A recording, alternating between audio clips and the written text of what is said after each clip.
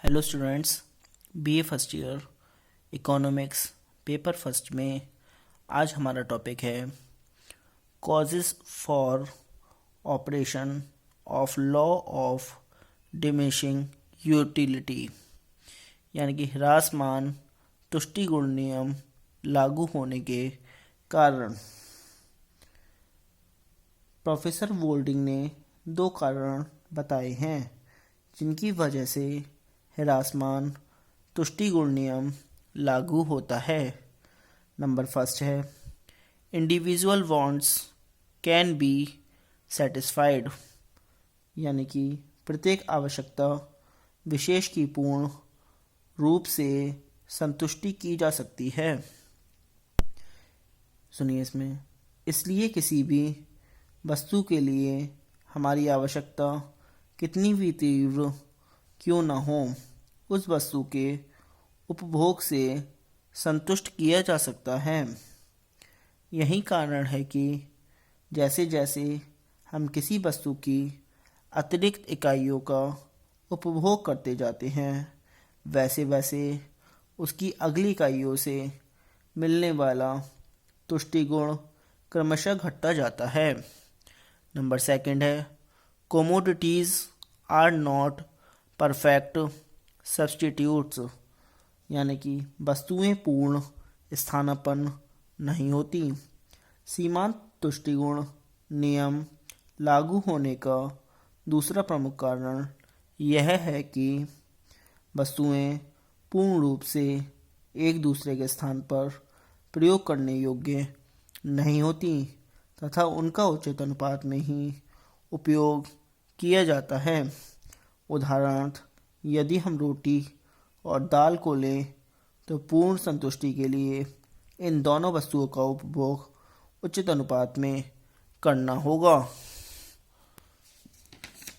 अब आता है एलिज्ड एक्सेप्टेशंस, यानी कि नियम के तथाकथित अपवाद।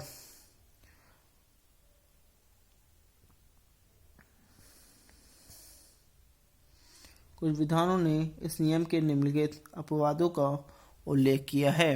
नंबर फर्स्ट है रेयर एंड क्यूरियस थिंग्स, यानी कि दुर्लभ तथा विभिन्न वस्तुएं। यह नियम अप्राप्य तथा दुर्लभ वस्तुओं जैसे डाक टिकट, दुर्लभ चित्र तथा प्रदर्शन वस्तुओं के संबंध में लागू नहीं होता। वास्तव में यह अपवाद ठीक नहीं है, क्योंकि दुर्लभ वस्तुओं के संकलन से व्यक्ति को बढ़ता हुआ तुष्टिगुण उसी समय प्राप्त होता है जब वस्तु की इकाइयाँ स्वरूप व गुण में भिन्नता रखती हैं।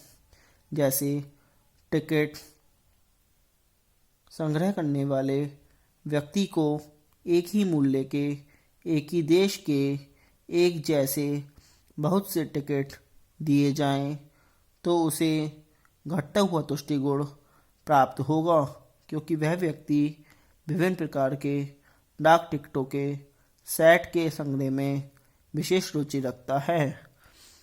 Number second good song and good poem, यानी कि सुरीले गीत व सुंदर कविता। मधुर संगीत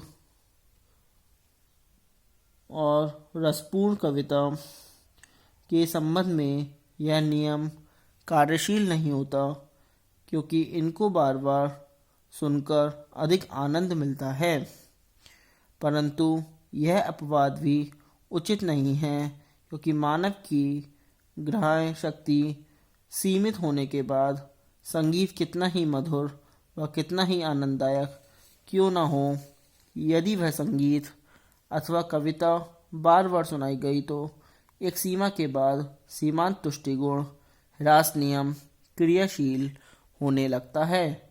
नंबर थर्ड है ड्रिंकार्ड्स, यानी कि शराबी व्यक्ति। कुछ लोगों का कहना है कि एक शराबी को प्रत्येक अगले प्याले से पहले प्याले की अपेक्षा अधिक तुष्टिगुण मिलता है। यह अपवाद भी निराधार है। प्रथम तो शराबी सामान्य व्यक्ति नहीं है। इसलिए उसका आचरण अर्थशास्त्र का विषय नहीं होता। द्वितीय, शराब पीते ही उपभोक्ता की मानसिक दशा में परिवर्तन हो जाता है। Number fourth, increase in the number of consumers, यानी कि वस्तु के उपभोक्ताओं की संख्या में वृद्धि। यह भी कहा जाता है कि कुछ वस्तु या सेवा के उपभोक्ताओं की संख्या बढ़ जाने से उस वस्तु पर तुष्टिगुण ह्रास नियम लागू नहीं होता। उदाहरणार्थ, टेलीफोन कनेक्शन बढ़ने के साथ साथ उसका तुष्टिगुण बढ़ता जाता है, परंतु यह बात भी ठीक प्रतीत नहीं होती, क्योंकि यदि एक व्यक्ति के पास एक टेलीफोन के पश्चात अतिरिक्त टेलीफोन की वृद्धि की जाए तो उसका तुष्टिगुण अवश्य ही कम होगा।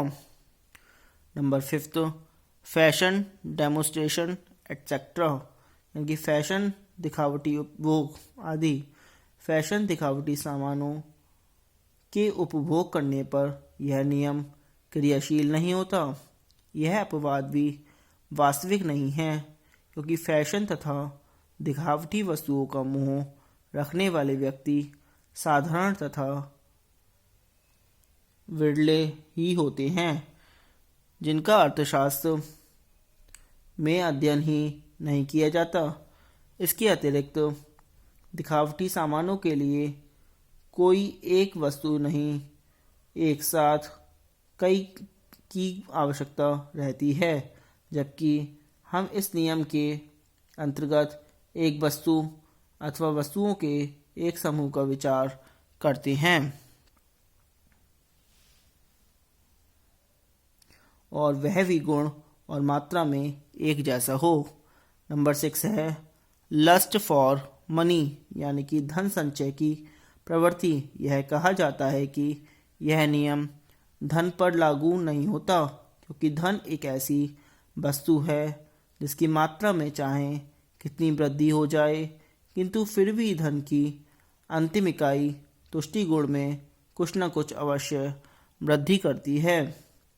अर्थात धन का तुष्टि गुण शून्य नहीं होता, परंतु यह बात कहाँ तक सत्य है कि धन का तुष्टि गुण कभी शून्य नहीं होता है। हम व्यावहारिक रूप से में देखते हैं कि एक अमीर व्यक्ति धन का व्यय करते समय उतना सोच विचार नहीं करता जितना कि एक निर्धन व्यक्ति करता है। अमीर व्यक्ति 1 रुपया खो जाने पर उतना दुखी नहीं होता जितना कि एक निर्धन व्यक्ति। इसका कारण यह है कि धनी व्यक्ति के लिए धन का तुष्टिगुण कम होता है, जबकि एक निर्धन व्यक्ति के लिए धन का तुष्टिगुण अधिक रहता है। उपरोक्त विभिन्न अपवादों के अध्ययन से हम इसकी निष्कर्ष पर पहुंचते हैं कि इस नियम का कोई वास्तविक अपवाद नहीं है और यह नियम सर्वव्यापी है। स्वयं प्रोफेसर टॉजिंग के शब्दों में यह प्रवृत्ति इतनी व्यापक है और इसके इतने कम अपवाद हैं कि इस नियम को सर्वव्यापी कहने में कोई त्रुटि नहीं होगी। अब आती है क्रिटिसिज्म ऑफ द लॉ, यानी कि नियम की आलोचनाएं। पहली है utility can not be measure cardinally, यानी कि तुष्टि गुण की संख्यात्मक माप असंभव। इस विश्लेषण की सबसे बड़ी मान्यता यह है कि उपयोगिता को संख्यात्मक रूप में मापा जा सकता है, किंतु यह अवास्तविक मान्यता है। उपयोगिता एक मनोवैज्ञानिक धारणा है, अतः इसे संख्यात्मक रूप से नहीं मापा जा सकता। Number 2, marginal utility of money, मुद्रा का सीमांत तुष्टिगुण। इस विश्लेषण की यह मान्यता भी आधारहीन है कि मुद्रा का सीमांत तुष्टिगुण स्थिर रहता है। वास्तव में अलग अलग व्यक्तियों के लिए मुद्रा का सीमांत तुष्टिगुण भी अलग अलग है। नंबर 3, चेंज इन यूटिलिटी, तुष्टिगुण में परिवर्तन। वस्तु का तुष्टिगुण समय, स्थान व व्यक्ति के बदलने के साथ साथ बदलता रहता है, अतः इस प्रकार की सतत परिवर्तनशील धारणा के आधार पर कोई भी निश्चित नियम नहीं बनाए जा सकते। Number 4, income and substitution effects, आय प्रभाव व स्थानापन्न प्रभाव। तुष्टिगुण विश्लेषण आय प्रभाव व स्थानापन्न प्रभावों की व्याख्या नहीं कर पाता, इसलिए भी यह विश्लेषण अधूरा है। नंबर 5, इंडिविजुअल गुड्स यानी कि अविभाजनशील वस्तुएं। तुष्टिगुण विश्लेषण उन्हीं वस्तुओं पर लागू होता है जो विभाजनशील हैं, किंतु व्यवहार में हम अनेक अविभाजनशील वस्तुएं खरीदते हैं। यह विश्लेषण अविभाजनशील वस्तुओं की व्याख्या नहीं कर पाता। नंबर 6, इंडिपेंडेंट गुड्स यानी कि स्वतंत्र वस्तुएं। यह विश्लेषण यह मानकर चलता है कि प्रत्येक वस्तु की उपयोगिता सारणी दूसरी वस्तुओं से स्वतंत्र होती है।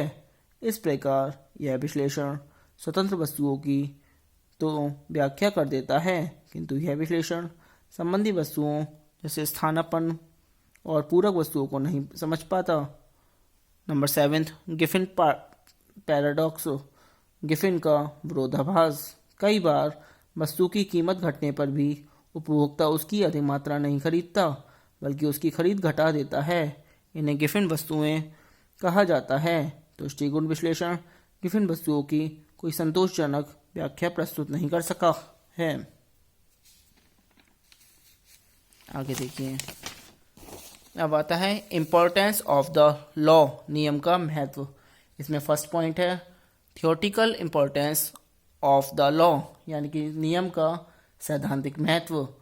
अब इसमें नंबर 1 है basis of law of demand यानी कि मांग के नियम का आधार। यह नियम मांग का आधार है। मांग की दृष्टि से किसी वस्तु की कीमत वस्तु से प्राप्त होने वाले सीमांत तुष्टिगुण के बराबर होती है। चूंकि किसी वस्तु की अतिरिक्त इकाइयों से उपभोक्ता को कम तुष्टिगुण प्राप्त होता है, इसलिए किसी वस्तु की अगली इकाइयों के लिए कोई भी व्यक्ति कम कीमत देता है। आज के लिए इतना ही। Thank you very much. बाकी का आगे वीडियो में कराएंगे।